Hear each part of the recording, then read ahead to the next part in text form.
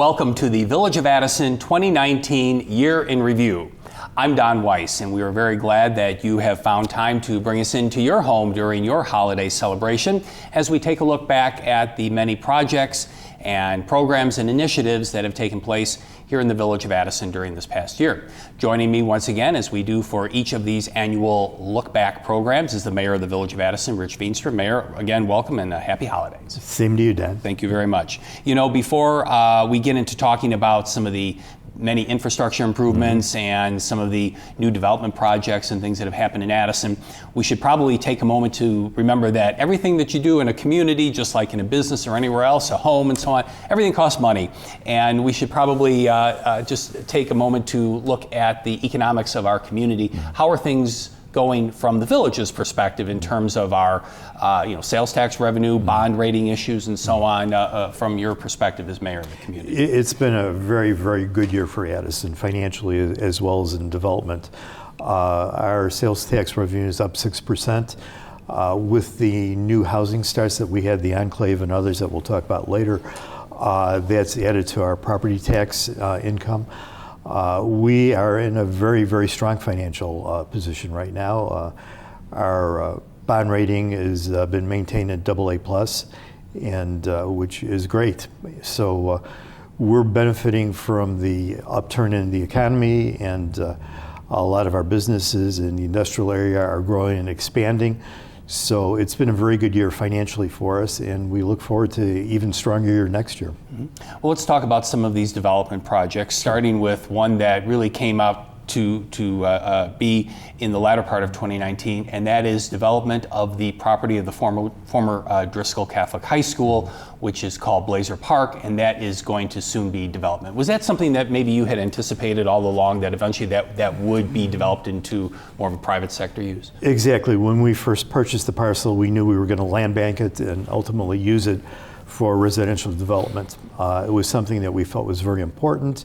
The time back then wasn't right because of the economy, but sure.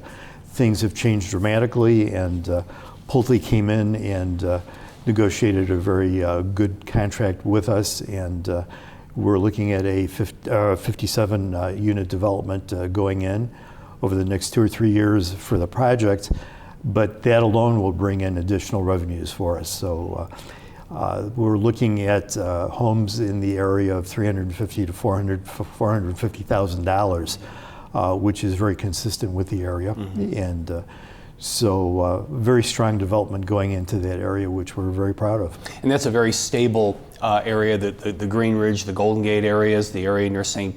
Philip the Apostle Church, by Addison Trail, and so on. So keeping, as you said, keeping consistent with the neighboring properties in that area. It was probably a goal when this Definitely. Development came in. It was more than a goal. It was a criteria. It was a demand. Yeah. Very good. Well, something that is kind of new, I guess, is be sort of breaking news, is that there is a buyer for the property of the former Luther Brook Children's Center on Lake Street, just west of JF Kennedy Drive. Do you want to tell us who that buyer of the property is going to be? Yeah, well, just historically, Luther Brook has been in town for almost the inception of the Village of Addison. They've been there for years.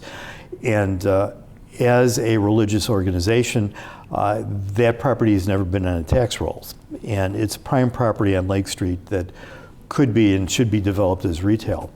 And it's been on the market for about 1.5 years now, and there have been inquiries into the development of the project, even manufacturing, and we've said no, this is retail. Right. And retail, or at least residential retail mix. And we finally decided, after talking to the people from Luther Brook, that the best direction would be for the village to actually buy the property, and that way we could really develop and decide how it is going to be developed moving forward.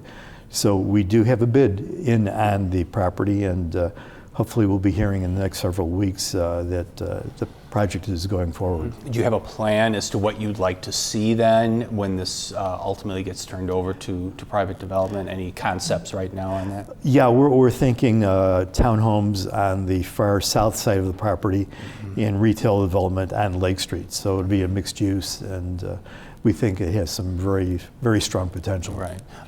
That is more consistent use along a state highway commercial development than certainly what it was pre-Village of Addison incorporation, as you mentioned, which might have been fine for the day, but not in today's world. And it puts it back on the tax rolls, which is very important for us. Right.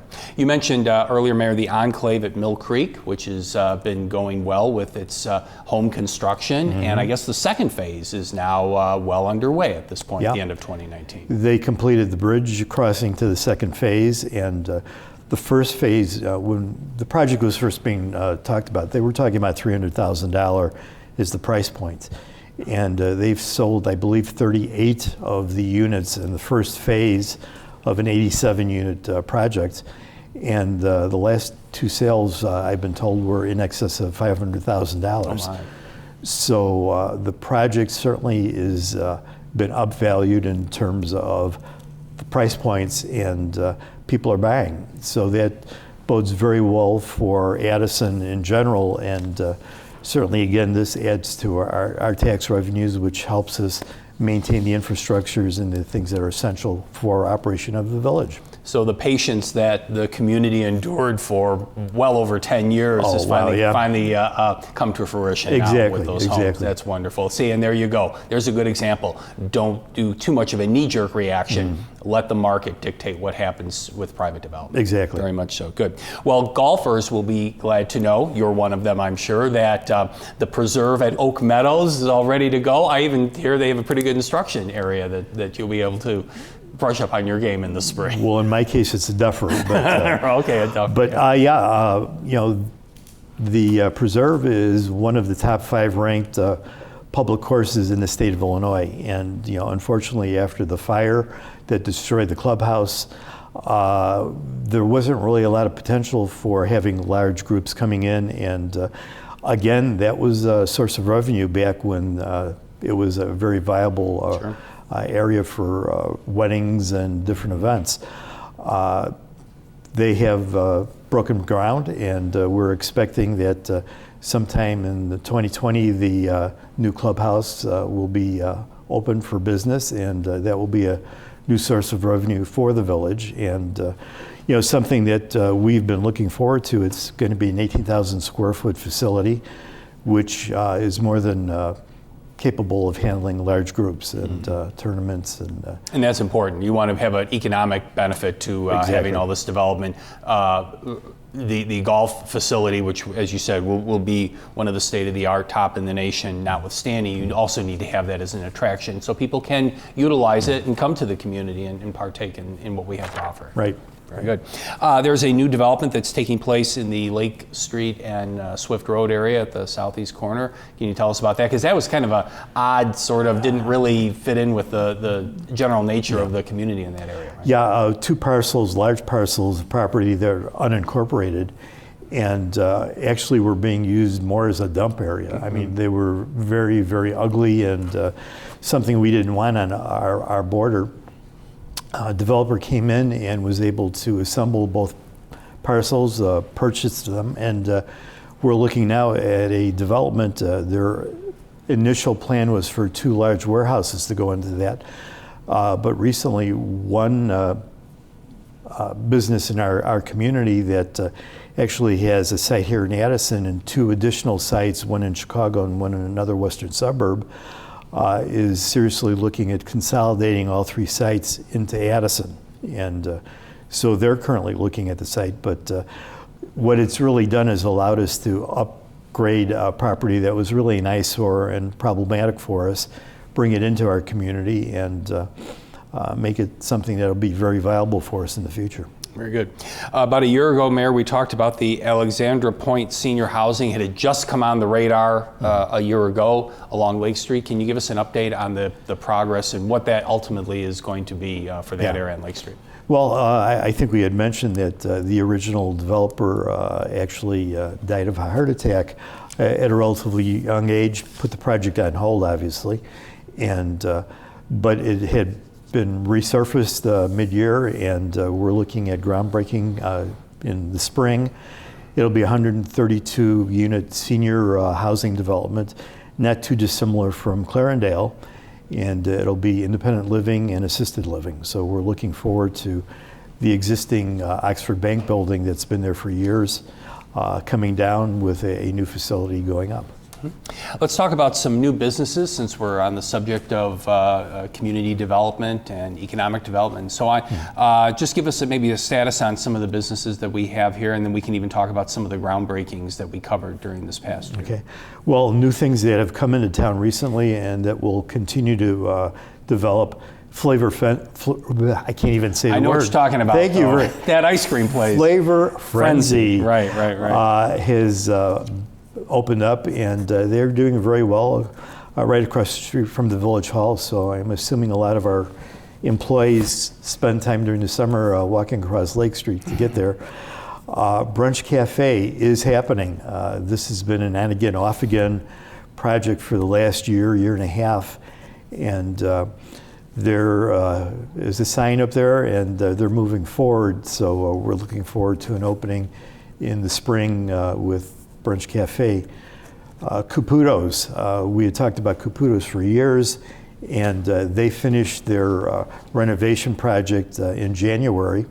And I think people who've gone into Caputo's are very, very impressed with what they've done, not only for their store, but the entire plaza as far as facelift and upgrade. Export Fitness opened up in February. And again, that was an area that for years the plaza was empty and had vacant areas, and Export has filled a huge gap and is doing very well. The former Firehouse sub has been vacant for about a year now, maybe a little less than that. A new restaurant called Taco Bout It is coming in. Taco Bout It. Taco Nice. Bout It. And apparently very authentic tacos with a huge selection and variety, and so that should be opening. BioLife Plasma Center is also occupying a vacant position in the plaza, and that will be opening in probably the next month to 2 months, and so we're looking forward to that. The Learning Center is another development that opened up on 53 on the far south side of the town. And that's an early childhood development program, and they put up a new facility, and we're very happy to have them in town. And something that's just really started to develop, there's a company called Altifer Caterpillar company. They generate about $35 to $40 million a year in sales. That they are moving to Addison, and they're in the final stages of developing a property on Republic. So that's not only are they joining our business community, but they'll be bringing a significant amount of revenue to the village. So a lot of good things are happening and are breaking this month and early into 2020. Right. And we took a look also at some ribbon cuttings and groundbreakings. You were out there with the scissors and that infamous red ribbon and everything to a lot of businesses. You want to just kind of recap some of the new businesses that we had in the community, kind of going back with whole office furniture. Whole office furniture is opened up in May of this year, and they do retail business for, obviously, office furniture, and they are a welcome addition to the Rolling Road area, and have become very much part of our business community. Very much. Of course, we welcome, you mentioned Clarendale Senior Living, a lot of anticipation, everybody watching that big building going up over by Marcus Theater, and they did open just this past August. Clarendale has been a huge boon to our community. One of the things that I think we'd been lacking for years was having alternatives for our empty nesters, and as we move forward and start downsizing, looking for appropriate senior housing has always been a problem here. So Clarendale was the beginning of really an initiative to bring options for our seniors, and those who have actually toured the facility without exception walk away saying, my gosh, this is remarkable. The amenities that they have available are tremendous, and we look forward to a lot of years of successful work with them, and they are growing rapidly and are very happy with what they have seen here in Addison, and have commented that this is the perfect location for them, and we agree. Right, right. Kind of a long-anticipated, celebrated restaurant, Dunkley's Tavern, which sort of opened up the new east of Addison Road area along Lake Street. One of those newer businesses in that community. Well, the owners of Dunkley actually own the entire plaza, and they've done a lot in terms of upgrading the appearance. And Dunkley's, if you haven't gone there, I highly recommend it. It is a great place, great hamburgers, great food selection, and just a great place to go and socialize. And certainly has become the beginning piece in looking at upgrades to the east side of town. Right. Heading a little farther east, of course, the demise of kind of an eyesore at our entry point of the community to the east became Wood Spring Suites Hotel, which we were glad to have them there because it just total uplift to the intersection there at Route 83. You mean you don't miss the Addison Hotel? I don't even know what you're talking about anymore. Yeah, that, I mean, had been an embarrassment for years, and Wood Springs opened up 122 rooms earlier this year, and just the aesthetics have been a tremendous improvement for the village, and having 122 units that are available for different venues. We have a need for extended stay for our business community, training programs and things that go on. A lot of the development where we have contractors coming into town for specific projects, we didn't have a place for them to reside during those period of time. So this is a great option for us. And the second week they were open, they were running at 93% capacity. So I mean, it certainly was a need that now has been met. Very much so. And it again, I think we've talked about this. It actually contributes to, of all things, the western expansion of O'Hare International Airport's footprint now takes in that area because of the lodging and the extended stay options that are available. Well, and we've been working with the county. There's a focus on Route 83 in terms of economic development, and this plays right into it. Great. A long-standing business in the community is Millie's Pancake Shop at Mill Road and Lake Street, and their gift shop right within their area there has a new owner and kind of a new life brought to it. So it's nice to see small, independently owned businesses such as this specializing in certain types of gifts. You don't see that too much anymore. You know, a standalone gift shop, in other words, and we have one here in the community. And it really kind of keeps the culture of our community and the history and legacy of Millie's intact. It really is kind of a neat place, and going through, you know, everything from cards to novelty items, and so it's a great place when you forget an anniversary to run in and go, okay, I'm saved. And you're helping the local economy at Definitely, the same time. yeah. Right, yeah. right. And then finally, we'll just mention Verizon Communications relocated from one area of the community into another. There was a vacancy available, and they had a need for it. And so we were able to welcome them in October, or welcome them once again to their new establishment in October. And I think, you know, what's important is that when merchants realize the value of being in Addison, they'll make a move like that to upgrade and to maintain their status as part of our business community. So keeping them in Addison is a real benefit for us. Now that we've gone through some of the community development, economic development issues, Mayor, let's just talk about infrastructure improvements. A lot of these come out of the Public Works Department primarily. These are very critical systems because they're the backbone of the community. They keep things running. We don't see them a lot, but boy, do we appreciate them when they're running at top-notch speed, and we miss them when they're not running at top-notch speed, but we have the best. So in general now, what are the improvements that we saw? How would you characterize some of the improvements that we saw during this past year, and then things that you want to see continued? Because these are very high-profile, big-ticket items, big capital improvement projects that need to be maintained on a very vigilant basis, constant basis in a community such as ours. Well, yeah, I think anybody that has lived in Addison for any length of time realizes that, you know, flooding had been a huge problem in Addison, and you know, when we get the 100-year rains every couple of years, flooding still is a problem in certain areas. So maintaining our infrastructure, whether we're talking our sewer system, whether we're talking retention ponds, looking at the things that we need to preclude or minimize the impact of adverse weather is critical.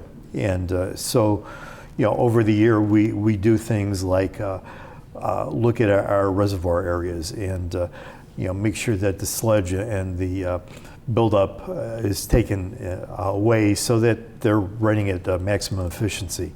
Looking at our sewers, basically televising sewers to look at possible problems that we may have, being proactive in that area. The lift stations that we have in town, when we talk about sewers and water flow, it's all based on gravity.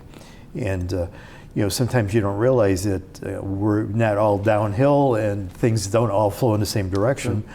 So having lift stations and devices that will help the flow of wastewaters into our treatment plants is critical. So making sure all of that equipment is upgraded. And some of the equipment, quite frankly, is over 70 years old. And maintaining or replacing has been a huge priority.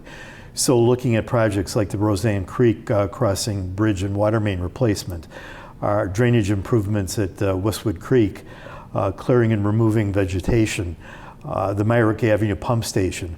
A lot of projects that we've been doing and working on during the year are critical to maintaining the structure and the efficiency of our systems in town. So that has to be looked at, and quite frankly, it's a big part of our budget. And as we look at economic development, a lot of the money, either from tax generation from sales tax or property tax, goes to maintain the infrastructure that's so important to all of us. It's been said that when you folks sit down with budgets, and the time will be coming up very soon, you're always looking, when you get to this section of the budget, you're always looking for the stormwater and drainage related projects, making sure that things like the Diversity Avenue pump station, the Westwood Creek Dam and pump station, Louis Reservoir, and then more of the local areas, the lift stations, as you mentioned, making sure that those are all in there for maintenance, rehab if it's needed, whatever upgrades need to be done. And I know they've been doing many of those over the last several years, and I think there's even more to come too, where you have a full-on master plan really of our infrastructure, because when those fail, you can't rush out and buy that kind of stuff right away. It's preventative maintenance when it comes to our infrastructure, of things you see above ground and the things you don't see, the things that are below ground. Well, just our street. I mean, we've got well over 100 miles of street in our municipal boundaries. The maintenance of the streets, especially when we have a bad winter, is a high priority.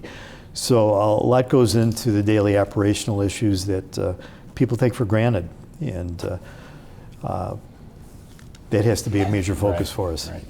Well, let's shift gears once again, Mayor. We'll talk about something called the Workforce Development Task Force, which really kicked it into high gear in 2019. You've had it kind of as a goal of yours from the time you began in your office as mayor, and boy, you're just going well. You have staff assigned to it. You've had your committee going for some time now. It's reached out beyond just the borders of Addison. So let's talk about workforce development and how that is looking now as we begin a new year, and maybe some of the goals that you set for yourself and for the committee when it comes to that project.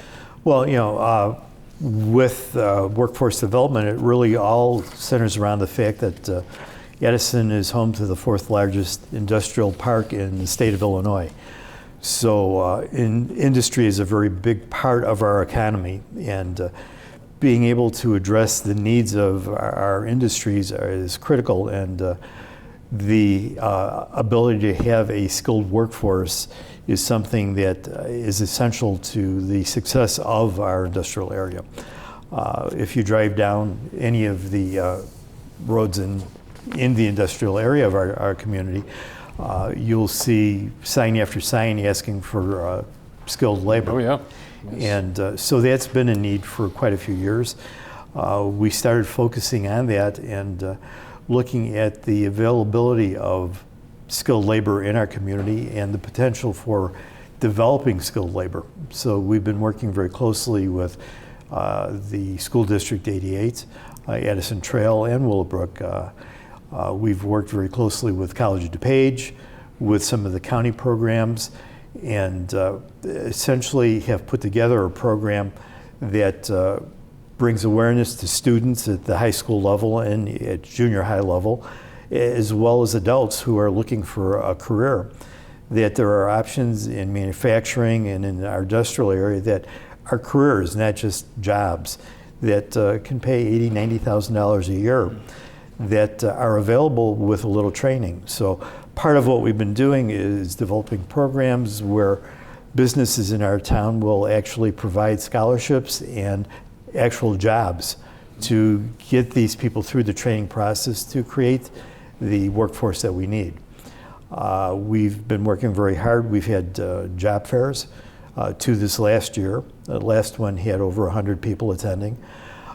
We have worked with the Illinois Manufacturing Association and sponsored and hosted events with them, and really have made a impact on the community, and probably are one of the leaders in DuPage County in developing a viable workforce program. Well, it's been called out from College of DuPage. I know the president of College of DuPage has called it the Addison project, the Right. Addison model, right? And has mentioned you at a number of occasions when the entire College of DuPage community has come together as the model for how you're going to connect employees or potential employees in need with the employers that are out there to have positions available for them. Exactly. And we've done some innovative things.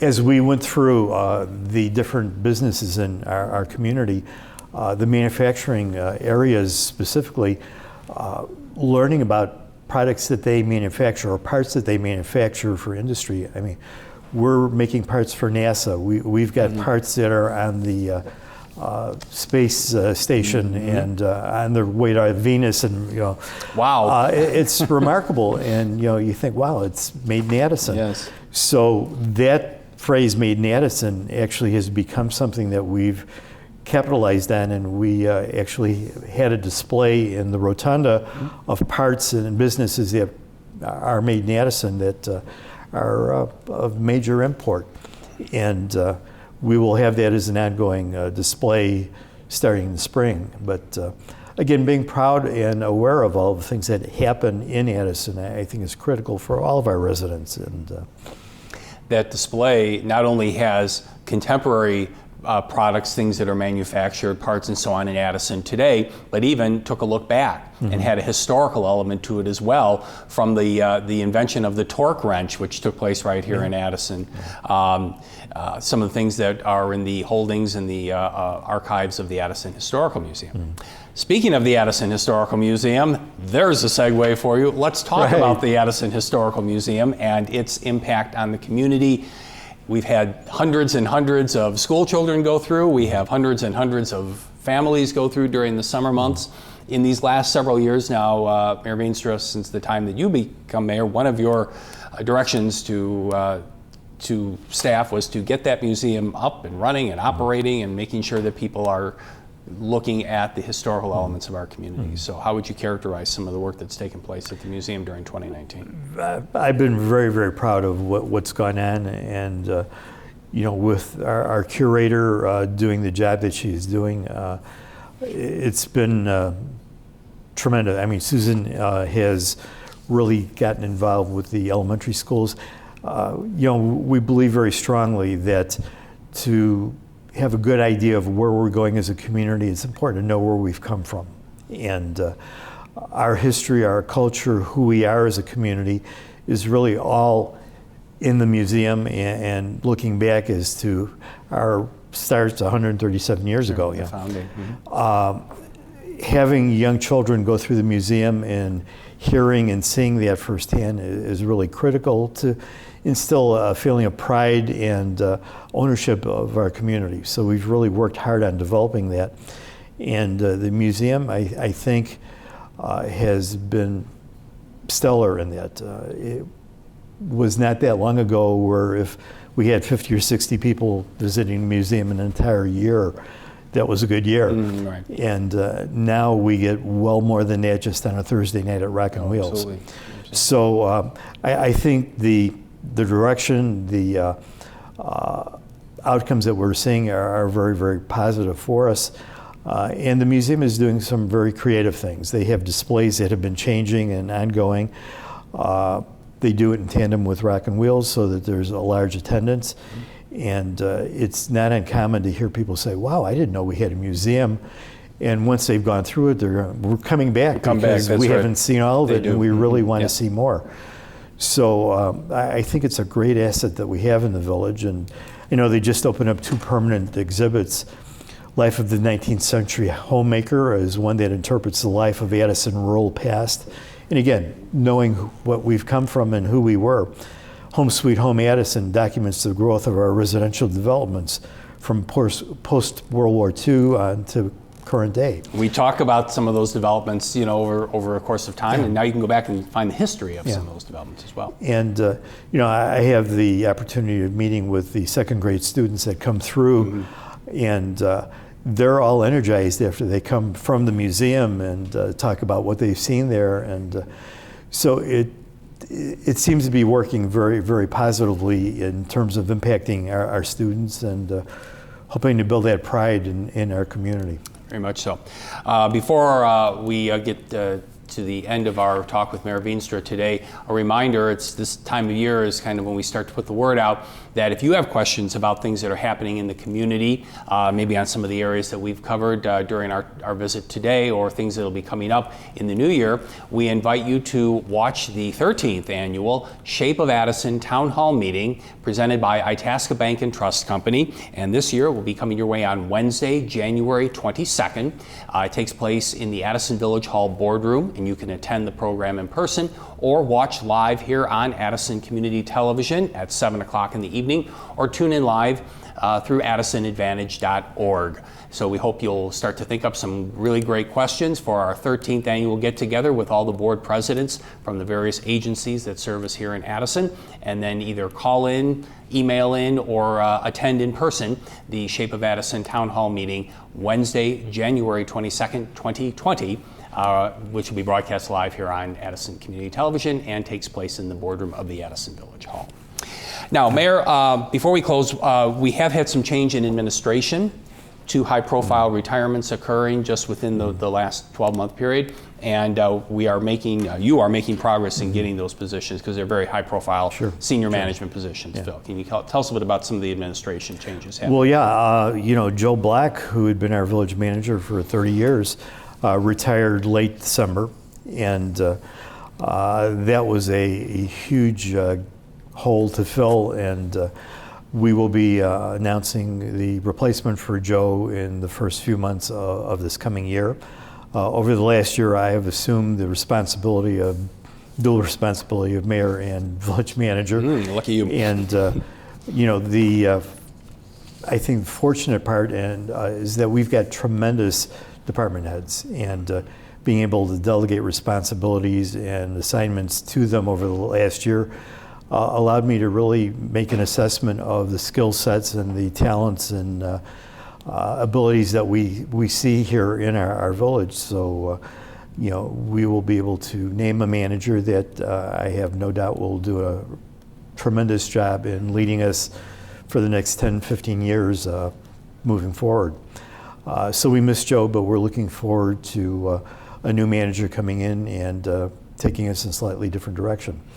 The other major change was John Burley, who had been here as the Director of Community Development for just about as long as Joe had been. So we took a major hit in terms of experience and longevity, but again, we were very fortunate that we have a deep bench, and our department heads have been very cognizant of making sure that there's a succession plan in place.